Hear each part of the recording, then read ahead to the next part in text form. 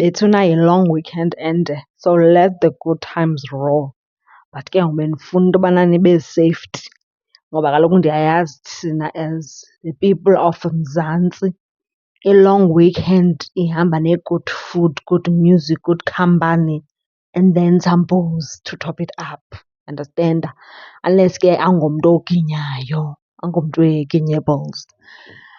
Ngoku ke mabethunana apha ezindabeni kuthiwa fake booze is on the rise, phecelezi ngesilungu saseHarvard bathi illicit alcohol is on the rise apha eMzantsi. So be careful bethunana, nibe safety because kaloku uzowuthi usacinga fanuba uthenga isavana kanti no dali yisiavana lena. Ujonge mabethunana ii-barcode, ujonge iziceki into yobana zi-sealed in properly, ujonge yonke into ejongekayo mabethunana.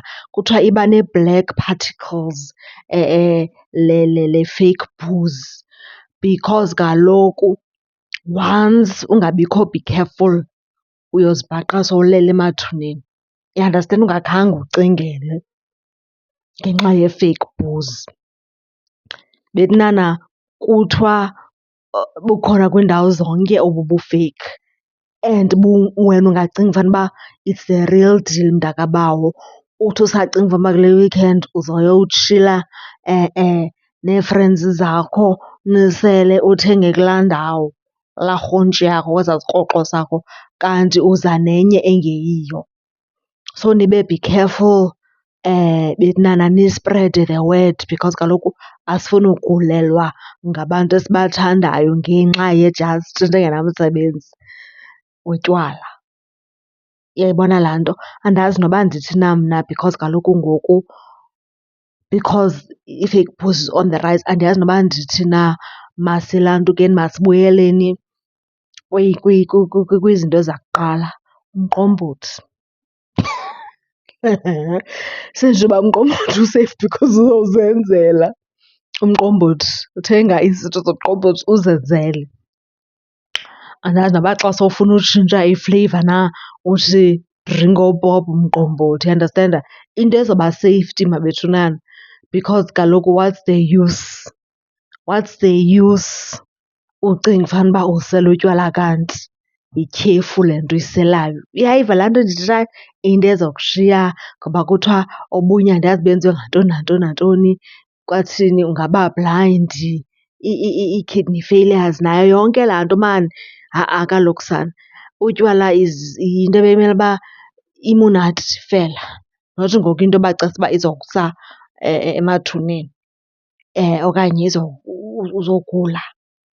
So nibe safety mabethunana. I-Consumer Goods Council inayo ne-app apha endizoyisherisha.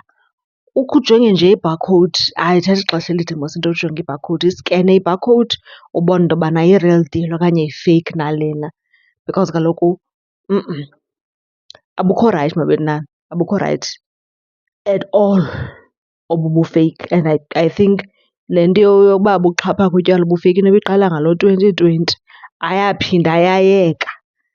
Ikhona ividiyo ebendiyibona kuTikTok, lo bhuti caba eberentisa indlu yakhe kabantu bangaphandle kanti babhizi benza izinto ezingalunganga.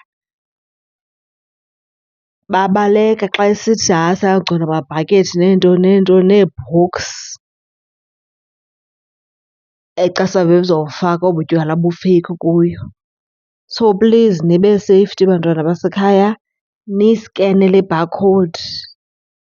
Dawunlowudani le app ye-Consumer Goods Council, skenani mabethunana so that ungazosela into engamelanga uba iyaselwa. Please nibe safety ke nibe ne-weekend elong emnandi. Shaphini. No happiness in alcohol. There is hangover in alcohol. There is sickness in alcohol. You must ask those who drink. The following day, they look like zombies. Even Vaseline doesn't sit on their skin. It doesn't matter how much long they bath because of that alcohol. Save yourself from puzza face. Start drinking water.